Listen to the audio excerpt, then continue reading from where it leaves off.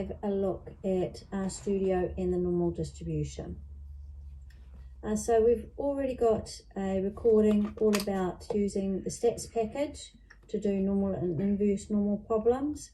So we're going to continue on the lab looking at text files in RStudio and producing normal quantile plots and interpreting these. Right, just a reminder that to check for normality, we ask the questions: is the graph bell-shaped with one peak? Is the graph symmetric? Are the two measures of centre, the mean and the median, are they extremely close? Or is there great variation? If the mean is to the right of the median by quite a long way, then that shows right skewness. If the mean is to the left of the median, then in fact we may have left skewness. Are there any outliers? If yes, then the data is not normally distributed. So let's just have a wee look at what we need to do. This is taken from the Lab Week 5 document. So we're going to start off today by learning how to import a text file into RStudio. We have some text files on Blackboard that are held within the resources toolbar on Blackboard under our data sets. So the data sets that we're going to have a look at are break strength, IQ test, guinea pigs and song length. So let's have a look at how we go about actually accessing these files and saving them and importing them into RStudio. To save each of these text files, we simply hover over the dataset name, right click and save, making sure to exclude any brackets or numbering at the end of the name of the file. So let's just go to Blackboard now and actually see if we can find these files. So let's go up to the resources toolbar. When we're in resources, we can choose our datasets and text files. And within these, we can find the files break strength. Okay, so we're looking at break strength. We're having a look at guinea pigs, IQ test, and song length. So let's just go back up to break strength first of all. Remember, we hover over the dataset name and right click. Save link as. And you're going to save it to a directory that you have. So I'm actually in week 5 and I'm going to save it into my week 5 directory. So I'm going to remove any bracketing or numbers at the end of it just so that it's nice and clean. I'm going to save that file. I'm going to do exactly the same thing for the remaining files that there were. So that's guinea pigs, IQ test and song length. Hover over the dataset name, right click, save link as, and making sure that I remove any bracketing that there might be at the end.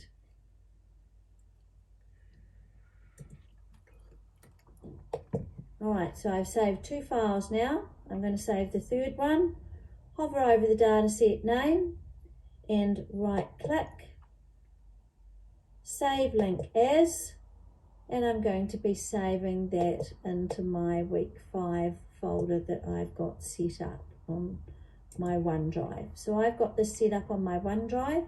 If you've got access to your OneDrive, then you can save it there as well. Song length, we're going to hover over the dataset name, right click, and we'll go save link as, and we're going to save that into the week 5 folder. Now I've saved my 4 data sets, I'm going to go back and look at what I next need to do in both R and RStudio. So reading the next set of instructions, within RStudio, go to the environment window. Remember that's the one on the top right hand corner here. In the top right hand corner, select the import dataset pull down menu, and we're going to select, this time we're going to select from base, from text base. All right, and I'm going to go to my week 5 folder. I'm going to come down here and go to week 5, and I'm going to do my break strength. Notice that it's got a lowercase hyphen in the middle of it. So I'm going to ask it to read in break strength, and it comes up with this dialog box here. Now there's nothing that I need to change. It has got headings. It has got white spaces in between. So I'm just going to go import, and that should come in here, and I can see that there's one variable in that data set, break strength. I'm going to do exactly the same thing for the other files. So import from text base, and I'm going to go back to that week 5 again, week 5, and I'm going to do my guinea pigs, import, and again I don't need to do anything more other than say import, and again it's read it into RStudio.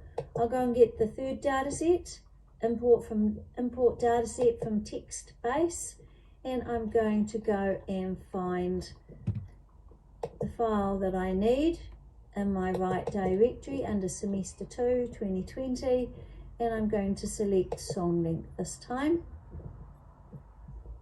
open, and again I don't need to do anything to it. It's got spaces, tells me it's got tabs separated, and then I go import. And my last data set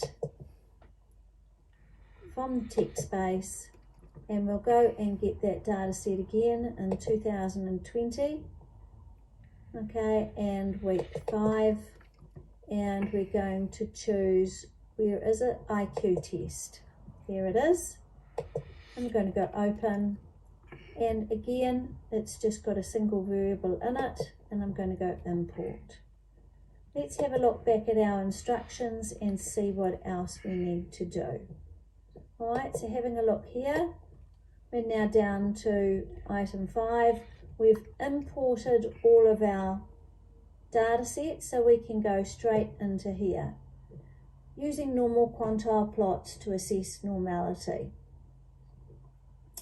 If the stem and leaf plot or histogram appears roughly symmetric and unimodal, we will need a more sensitive way to judge the adequacy of a normal model. The most useful tool for assessing normality is another graph called the normal quantile plot. So a normal quantile plot is created by plotting each observed x value with its corresponding z score. It is not practical to make normal quantile plots by hand. So we're going to use RStudio. If we come down here, we're told that this particular file, break strengths, okay, manufacturing an electronic component requires attaching very fine wires to a semiconductor wafer. If the strength of the bond is weak, the component may fail. Let us inspect the breaking strength in pounds of this bond. So let's go and find that particular break strength one. Where are we? Break strength, here we go. And it has one variable called pounds. To be able to do the normal quantile plots, the command is QQ norm. And we're going to choose our data set, break, hyphen, and it comes up break strength. And I'm going to go dollar. Remember, dollar signifies that I want to be able to get the variable. There's only one variable called pounds. And I can simply go enter, and this is my normal quantile plot. Now I can do some labels using the main, the X label, and the Y label. So what have we actually got here? We've got that the Y-axis has the actual original variable, the pounds. Okay, so it's pounds in, so it's the breaking strength in pounds. And on the x-axis, these are our z-scores or our normal quantiles. When we have a look at this particular graph, it looks a little bit bumpy, but to be able to actually really properly assess it, we need to be able to actually put a line through it. So we're going to go and use our up arrow key and recall the command and change QQ norm to now actually be QQ line. Now I'm actually going to do something a little bit extra in here, and I'm actually going to give it a colour of red. Now what did I do? I went inside the last bracket, placed a comma, and I went COL is equal to, and my colour red. I'm just going to do something a little bit extra this time around, and I'm going to use LWD, which stands for line width, and I'm going to make that equal to 3. The default is that it's equal to 1. If it's equal to 3, it'll make it just a little bit fatter so that you can see. Right, I'm going to press enter now, and my line goes through the graph. Now I'm actually going to zoom it out so that you can see it a little bit better. And when I zoom it out, I want to try and get my normal quantile plot to actually appear quite square. Why do I want it to appear quite square? Because I want to have the length of my x-axis and my y-axis be around about the same length. That means that for every point that I have got on my y-axis, which are the original strengths in pounds, it's easier to see where they position on my normal quantiles or my z-scores. So it's really important when we're looking at that normal quantile plot to try and get it to be as square as possible. Then we can start to see some of the aspects of it. Now if my points fall close to the line, then it's normally distributed. Now while most of them do fall close to the line, we've got some values trailing off here down to the left, and we've got some values up here to the right. Okay, those are outlying values that are far away from the rest of the data, which means that this particular variable is not normally distributed. Let's just check what we mean by that. We're going to just have a quick look at the histogram of this one because I want you to see what it actually does look like. So I've just used my up arrow key and I've recalled the command, the previous command, and I've just changed it into a histogram, and of course it's not going to have a line through it, so the colour of my diagram is going to be red. Now I'll go to the zoomed one. You can see here it looks as though it's actually fairly normally distributed. It's unimodal, okay, and it looks reasonably symmetric, but here's the difficulty. Over here we've got this value sitting out here on its own. So that means that I've got an outlier out here, and it's having a really big influence on my normal quantile plot. If I go back to that normal quantile plot, so let's have a look in the plots window there, and I go back to the previous graph, okay, and I look at it here in my zoom, you can see here that this is a really big outlying value. And if this one didn't exist, maybe the line would change and go through the rest of the data. Certainly my histogram seems to imply that the first half of it is normally distributed, but this value lies out here on its own. Let's have a look at the next one. So let's scroll down and have a look at the next data set, shall we? So we're going to have a look at guinea pigs this time. Okay, we have a look at our guinea pigs. Let's just find the guinea pigs data set up in the environment window. Here's our guinea pigs, and there's just one variable, and this is the number of days that they are surviving. So I'm going to this time go QQ norm, and I'm going to select guinea pigs, Remember, I do a dollar symbol so that I can go and get the variable, days. All right, and let's just have a look at that normal quantile plot. Remember, I'm going to have a look at that normal quantile plot by using my zoom because I want to try and get the graph to be as square as possible. Can you think of the other way that you can actually do it other than in zoom? What happens if I go export? I can go export, oops, export, copy to clipboard, and I can have a look at it here, and you notice that in fact the widths of it and the height of it are quite different. So what if I made that 330 as well, and I update it? Oh, it's looking a little bit too long there. I might have to adjust my height a little bit, make it 400. It's not too bad, it's quite square. All right, so how about we actually have a look? I'm just going to cancel that so that I can do more in our studio. How about we have a look at that one by having a look at the line, the normal distribution line. So we go QQ line, and I'm going to go into the end bracket and type in COL for colour and type in red. And because I know that I can fatten up my line using this funny line width command, I'll use that as well. Line width is equal to 3, so it'll be 3 times the size. Okay, and I press enter. You can see it here in my window, in my files plots window, but my zoom is out here as well, and it's gone and placed it here. Look, this time around, my normal quantile plot, the line is here, but look how many values go up and above. Can you remember from the lecture, what if they went up to the right hand corner? Is it left skewed? Is it right skewed? Is it bimodal? What is it exactly? Let's have a bit of a look. And again, I can actually do the histogram of this particular variable.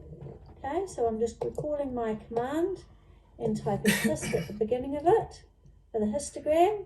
And I don't need that line width anymore because we don't have lines in histograms. Let's have a look at what it looks like. I'm going to go to that zoom window so that you can see it a little bit better.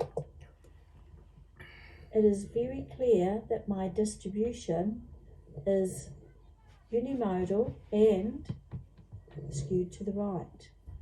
And that's what my normal quantile plot showed. So those values up to the right are in fact showing that it is right skewed, and it's got a very long right tail, hasn't it? Here's the tail out to the right, so it's got a very long right tail. What if I actually did a summary of this variable in guinea pigs? What does it look like then? The median is 102.5 days and the mean is 141.85. The mean, remember, the mean gets pulled towards the tail, and the mean is definitely quite a bit above the median. All right, I could have done the same thing for our break strength. All right, so if we have a look at break strength, and I did exactly the same thing, this time the mean and the median are not too far away, and that is because that particular graph, remember, it was roughly normally distributed in the first pass, but with one outlier out here. So that's why the mean and the median are relatively close here. Now, there are another 2 data sets to look at. Okay, so you can go through using the same ideas, using the same commands for IQ, text, and for song length as well. And see if you can spot what shape are they. Are they normally distributed? Remember, if it's normally distributed, most of the points will lie really close to the line. However, if you've got extreme ones, then you may have outliers, or it could be skewed to the right or skewed to the left. Can you pick if it's bimodal? What do we need to look for? Look back at the notes to see if you can figure out what a bimodal distribution looks like in a normal quantile plot. Please have a go at doing these exercises and then work on assignment 1. Thank you.